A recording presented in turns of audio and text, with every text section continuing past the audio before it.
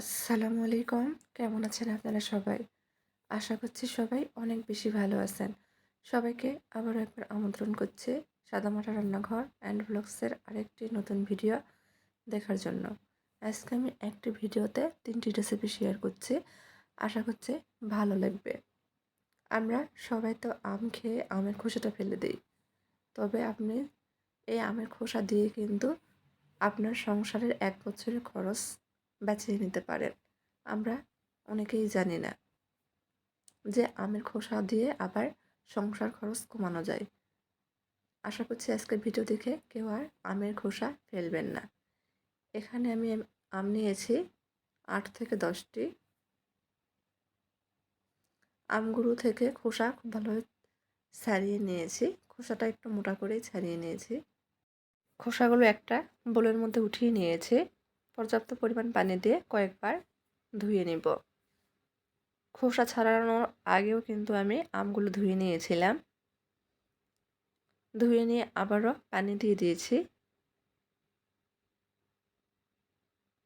একটা লেবু কেটে নিচ্ছি। এখান থেকে ১ টেবিল চামচ মতো লেবুর রস আমি এই আমের খোসার মধ্যে দিয়ে দিচ্ছি। ভালোভাবে মেখে নিব। আধা ঘন্টার জন্য রেস্টে রেখে দেব। এই ফাঁকে যে আমগুলো আমি ছিলে নিয়েছিলাম সেখান থেকে কয়েকটা আম নিয়েছি। আমটা গ্রেটারে গ্রেট করে নিচ্ছি। আম মাখা করে খাবো। কাঁচা আম ফুরিয়ে যাওয়ার আগে এভাবে একবার আপনারা আম মাখা করে খেয়ে দেখতে পারেন। ঝটপট ৫ মিনিটেই আম মেখে খেতে পারবেন। এর মধ্যে দিয়ে দিচ্ছি স্বাদ মতো লবণ, হাফ চামচ মতো গুঁড়ামরিচ, হাফ চামচের চেয়েও একটু বেশি স্বাদে ম্যাজিক মশলা। এই ম্যাজিক মশলা দিয়ে কেউ কোনোদিন কি আম মেখে খেয়েছেন? না খেয়ে থাকলে একবার খেতে পারেন। খেতে কিন্তু দুর্দান্ত স্বাদের হয়। চাইলে এখানে ১ চামচ মতো চিনি ব্যবহার করতে পারেন। আমি মিষ্টিটা স্কিপ করেছি। এদিকে আধা ঘন্টা পর আমটা আবারও ভালোভাবে ধুয়ে নিয়েছি। লেবু দিয়ে ভিজিয়ে রাখার কারণ হচ্ছে আমের খোসার মধ্যে অনেক কষ থাকে। অবশ্যই লেবু দিয়ে ভিজিয়ে রাখবেন। আমের খোসাটা আবারও ভালোভাবে ধুয়ে খোসার মধ্যে ১.৫ কাপ মতো পানি দিয়েছি। পানি সহ চুলার উপর ফ্রাই প্যান বসিয়ে দিয়েছি। ঢেকে রেখেছিলাম ১০ মিনিটের জন্য। ১০ মিনিটের মধ্যে খোসাটা খুব ভালোভাবে সেদ্ধ হয়ে গেছে। এখন খোসাটা উঠিয়ে ফেলে দিব। আমাদের শুধু এই পানিটাই লাগবে আজকের রেসিপি তৈরি করার জন্য। এখন দিয়ে দিচ্ছি ১.৫ কাপ মতো চিনি। আমগুলো প্রচুর পরিমাণে টক ছিল। এজন্য এখানে চিনির পরিমাণটা একটু বাড়িয়ে দিয়েছি। অনবরত নেড়েচেড়ে চিনিটা মিশিয়ে নিয়েছি। চিনিটা খুব ভালোভাবে গলে গিয়েছে। অপেক্ষা করছি বলক আসা পর্যন্ত। দেখেন খুব ভালোভাবে বলক চলে এসেছে। ২ মিনিট মতো ফুটিয়ে নিয়েছি। এখন এর মধ্যে অরেঞ্জ ফুড কালার মিশিয়ে দিচ্ছি। আমরা আজকে আমের খোসা দিয়ে জেলি তৈরি করব। এই জেলির কিন্তু অনেক দাম। আমরা অনেক দাম দিয়ে বাজার থেকে কিনে খেয়ে থাকি। এখন যেহেতু আমের সময়, আমরা আমের খোসা দিয়েও কিন্তু ঝটপট জেলিটা তৈরি করে নিতে পারি। ১ বছর পর্যন্ত সংরক্ষণ করে খেতে পারি। এক্ষেত্রে আপনার সংসারের খরচ কিন্তু অনেক কমে যাবে। ওইদিকে আমি জেলি রান্না করে নিচ্ছি। আমাদের এখন দরকার লেবুর রস। এখানে একটা লেবু নিয়ে নিয়েছি। একটা লেবুর পুরা রসটাই আমি একটা কাপের মধ্যে নিয়ে নিচ্ছি। লেবুর রসটা এখন এই জেলির মধ্যে দিয়ে দিচ্ছি। মিশিয়ে নিচ্ছি। অনবরত নেড়েচেড়ে রান্না করে নিচ্ছি। একটু আঠালো হয়ে আসলে কিন্তু চুলাটা বন্ধ করে দিব। জেলিটা আপনারা কে কীরকম তৈরি করতে চান সে অনুযায়ী জাল করে নেবেন। একটু যদি পাতলা রাখেন তাহলে জেলিটা কিন্তু পাতলা থাকবে। চুলাটা বন্ধ করে দিয়েছি। একটা কাচের জারের মধ্যে নিয়ে নিচ্ছি। এটা আমার জেলির জার ছিল। আসলে আমি যখন ভিডিওটা করছিলাম আমাদের এখানে প্রচুর ঝড় বৃষ্টি হচ্ছিল, যার কারণে বিদ্যুৎ চলে গিয়েছে। ২ ঘন্টার মতো আমি নরমালেই রেখে দিয়েছিলাম, মানে বাহিরেই, যেহেতু বিদ্যুৎ ছিল না ফ্রিজে রাখতে পারিনি। ২ ঘন্টায় আলহামদুলিল্লাহ জেলিটা খুব ভালোভাবে জমে গিয়েছে। একটা ব্রেডের মধ্যে আমি লাগিয়ে নিয়েছি। চাইলে আপনারা তৈরি করে নিতে পারেন। ১ বছর পর্যন্ত সংরক্ষণ করে খেতে পারবেন। এখন আপনাদের মাঝে আম দিয়ে কাঁচা আমের নাড়ু রেসিপিটি শেয়ার করছি। আম ফুটে যাওয়ার আগে এভাবে কাঁচা আমের নাড়ু তৈরি করে দেখতে পারেন। ছোট থেকে বড় সবাই অনেক পছন্দ করবে, খেতে কিন্তু ভীষণ মজার। খেয়ে কেউ বুঝতেই পারবে না যে আমরা নাড়ুটা আম দিয়ে তৈরি করেছি। আমগুলো খুব ভালোভাবে খোসা ছাড়িয়ে পানির মধ্যে ভিজিয়ে রেখেছিলাম। এখন আমগুলো গ্রেটারে গ্রেট করে নিচ্ছি। গ্রেটারে যে ছোট ছিদ্রটা ছিল আমি সেটা দিয়ে গ্রেট করে নিয়েছি। এতে করে আমগুলো মিহিভাবে কুচি হবে। যারা ভিডিও দেখছেন এ পর্যায়ে এসে একটা লাইক দেননি, তারা প্লিজ একটা লাইক দিয়ে পুরো ভিডিওটা দেখার চেষ্টা করবেন। আমি সবগুলো আম গ্রেটারে গ্রেট করে নিয়েছি। এখন আমের মধ্যে দিয়ে দিচ্ছি 1 চামচ মতো লবণ, নেড়েচেড়ে মিশিয়ে নিচ্ছি। এই লবণ দিয়ে মেখে রেখে দিব প্রায় আধা ঘন্টা মতো। আধা ঘন্টার মধ্যে কিন্তু আম থেকে অনেক পানি ছাড়বে। আমরা যতটা সম্ভব হাত দিয়ে চেপে চেপে পানিটা ফেলে দিব। এতে করে আমের টক ভাব কিন্তু অনেকটাই কমে যাবে। আমগুলো একটা স্ট্রেনারের মধ্যে আমি চেপে চেপে আমের রসটা ফেলে দিয়েছি। বোলের মধ্যে দিয়ে দিচ্ছি, খুব ভালোভাবে ধুয়ে নিয়েছি। আবারও চেপে চেপে স্ট্রেনারের উপর দিয়ে দিয়েছি বাড়তি পানিটা ঝরিয়ে ফেলার জন্য। চুলার উপর ফ্রাই প্যান বসিয়ে দিয়েছি, দিয়ে দিচ্ছি কয়েকটা শুকনো মরিচ। কিছুক্ষণ ভেজে নিচ্ছি। ভাজা হয়ে গেলে এখানে দিচ্ছি 1 চামচ মতো গোটা ধনিয়া, 1 চামচ পাঁচফোড়ন।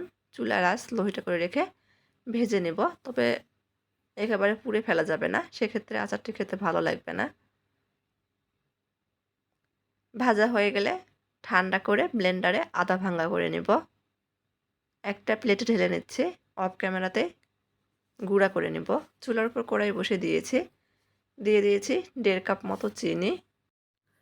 চিনিটা অনবরত নেড়ে ছেড়ে ক্যারামেল তৈরি করব। এখানে কোনো প্রকার পানি ব্যবহার করছি না। কিছুক্ষণ পর দেখা যাবে চিনিটা গলতে শুরু করেছে। আমাদের কাজ শুধু একটাই, অনবরত নাড়তে চাড়তে থাকা।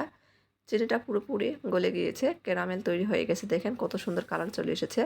এর থেকে বেশি কালার করব না, পুড়ে যাবে, খেতে তিতা লাগবে। এখন এর মধ্যে পানি ঝরিয়ে রাখা আমগুলো দিয়ে দিচ্ছি, অনবরত নেড়ে চেড়ে মিশিয়ে নিচ্ছি। বিশ্বাস করেন এই নাড়ু খেয়ে কিন্তু কেউ বুঝতেই পারবে না যে আমরা আম দিয়ে নাড়ু তৈরি করেছি। এতটাই মজার হয়ে থাকে। চাইলে তৈরি করে দেখতে পারেন। এখন এর মধ্যে দিয়ে দিচ্ছি 1/2 চামচ মতো বিট লবণ, স্বাদ মতো লবণ। আবারও নেড়ে চেড়ে মিশিয়ে নিচ্ছি।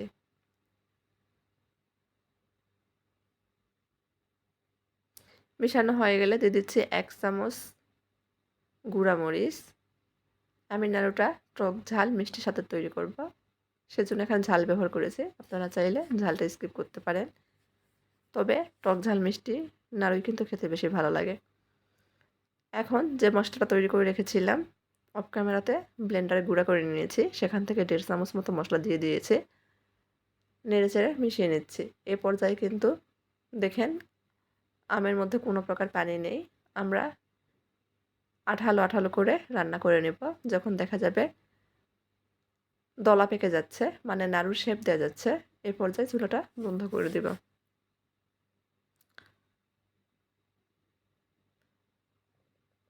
কড়া থেকে ছেড়ে দিতে শুরু করেছে, তার মানে নাড়ুর শেপ দেওয়ার জন্য মিশ্রণটি একদম তৈরি। চুলাটা বন্ধ করে দিয়েছি, একটা বোলের মধ্যে উঠিয়ে নিচ্ছি। হালকা ঠান্ডা করে নাড়ু তৈরি করে নিব, তবে পুরোপুরি ঠান্ডা করা যাবে না। হাতে একটু তেল মেখে নিয়েছি। নাড়ের মিশ্রণ থেকে সামান্য মিশ্রণ নিয়ে গোল শেপে নাড়ুগুলো তৈরি করে নিয়েছি।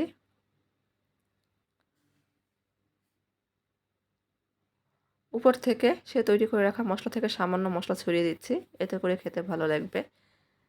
দেখেন মাশাআল্লাহ দেখতে কতটা লোভনীয় লাগছে। একটা নাড়ু ভেঙে দেখাচ্ছি, এখনও কিন্তু গরম আছে। এই নাড়ুগুলো ঠান্ডা হয়ে গেলে আরও শক্ত হয়ে যাবে। আপনাদের মাঝে আরেকটি আচার রেসিপি শেয়ার করছি, বা কাঁচা আমের মোরব্বা রেসিপি। একবার তৈরি করে দেখতে পারেন, ভীষণ ভালো লাগে। এখানে আমি 5টা আম নিয়েছি। আমগুলো খোসা ছাড়িয়ে নিয়েছি। অফ ক্যামেরাতে সবগুলো আম কেটে নিয়েছি। একটা আম রেখে দিয়েছিলাম। দেখেন কীভাবে কেটে নিয়েছি। আপনাদের মাঝে কেটে শেয়ার করার জন্য আমগুলো আমি 2 ভাগে ভাগ করে নিচ্ছি ছুরি দিয়ে। মাঝখানে যে বিচিটা ছিল ফেলে দিচ্ছি। তারপর ছুরি দিয়ে এভাবে আমের গায়ে কেটে কেটে দিচ্ছি। এতে করে মশলাগুলো খুব ভালোভাবে ঢুকবে। এমনভাবে কাটতে হবে যাতে ছুরিটা আমের আটি পর্যন্ত ঢুকে যায়। এতে করে মশলা খুব ভালোভাবে ঢুকে যাবে।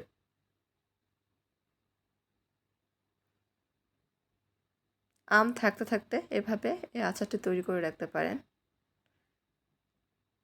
এখন আমগুলো একটা বোলের মধ্যে দিয়ে দিচ্ছি। পর্যাপ্ত পরিমাণ পানি দিচ্ছি। খুব ভালোভাবে ধুয়ে নিব। আমি আমগুলো আগেও কিন্তু ধুয়ে নিয়েছিলাম। এখন একবার ধুয়ে নিচ্ছি। আমগুলো থেকে পানি ঝরিয়ে নিয়েছি। আবারও বোলের মধ্যে দিয়ে দিয়েছি। এখন আমগুলোর মধ্যে আমি 1.5 কাপ মতো চিনি দিয়ে দিচ্ছি। 1/2 কাপ মতো ভিনেগার নেড়েচেড়ে মিশিয়ে নেব।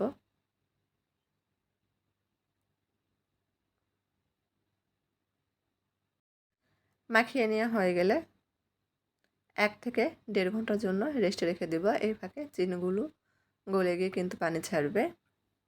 আমরা এই আচারের জন্য মশলা তৈরি করে নিচ্ছি। কয়েকটা শুকনো মরিচ ভেজে নেব। প্রথমেই চুলার উপর ফ্রাই প্যান বসিয়ে দিয়েছি। দিয়ে দিচ্ছি 8 থেকে 10টা মতো শুকনো মরিচ। কিছুক্ষণ ভেজে নিয়েছি। এখন দিয়ে দিব 1/2 চামচ ধনিয়া, 1/2 চামচ পাঁচফোড়ন। কিছুক্ষণ ভেজে নেব। ভাজা হয়ে গেলে ঠান্ডা করে নিয়ে অফ ক্যামেরাতেই আমরা মশলাটি গুঁড়া করে নেব, মানে আদা ভাঙ্গা করে নেব। এইদিকে 1.5 ঘন্টা পর চিনিটা খুব ভালোভাবে গলে গিয়েছে, পানি ছেড়েছে। চুলার উপর কড়াই বসিয়ে দিয়েছি। পানি সহ আমগুলো দিয়ে দিয়েছি। বলক চলে এসেছে, একটু নেড়ে দিচ্ছি। আমগুলো দেখেন একটু নরম হয়ে গেছে। এখন কিন্তু নাড়াচাড়া করা যাবে না, ভেঙে যাবে। আলতো হাতে নেড়েচেড়ে দিচ্ছি। এই অবস্থায় আমগুলো অনেকটাই নরম আছে। দিয়ে দিচ্ছি সামান্য পরিমাণ বিট লবণ, 1 চামচ গুঁড়া মরিচ, সামান্য পরিমাণ হলুদ গুঁড়া দিয়েছি 1/2 চামচ মতো সুন্দর কালারের জন্য, চাইলে স্কিপ করতে পারেন। স্বাদ মতো লবণ, আলতো হাতে নেড়েচেড়ে মিশিয়ে নিচ্ছি। চেষ্টা করছি যতটা কম নাড়া যায় আর কি। দেখেন কত সুন্দর কালার এসেছে, মানে আমগুলো স্বচ্ছ হয়ে গেছে। আমগুলো পুরোপুরি সেদ্ধ হয়ে গেছে। যে মশলাটা তৈরি করেছিলাম সেখান থেকে 2 চামচ মতো মশলা দিয়েছি। আমি একটু ঝাল ঝাল করে তৈরি করব আর কি। আলতো হাতে নেড়েচেড়ে মিশিয়ে নিচ্ছি। মিশানো হয়ে গেছে। আমের আচার বা কাঁচা আমের মোরব্বা একদম তৈরি। চুলা বন্ধ করে দিব। দেখেন কতটা সুন্দর হয়েছে। পরিবেশন করে নিয়েছি। যদি ভিডিওটি ভালো লাগে প্লিজ চ্যানেলটি সাবস্ক্রাইব করবেন, লাইক কমেন্ট শেয়ার করে চ্যানেলের পাশেই থাকবেন। আজকের মতো এই পর্যন্তই। সবাই ভালো থাকবেন। আল্লাহ হাফেজ।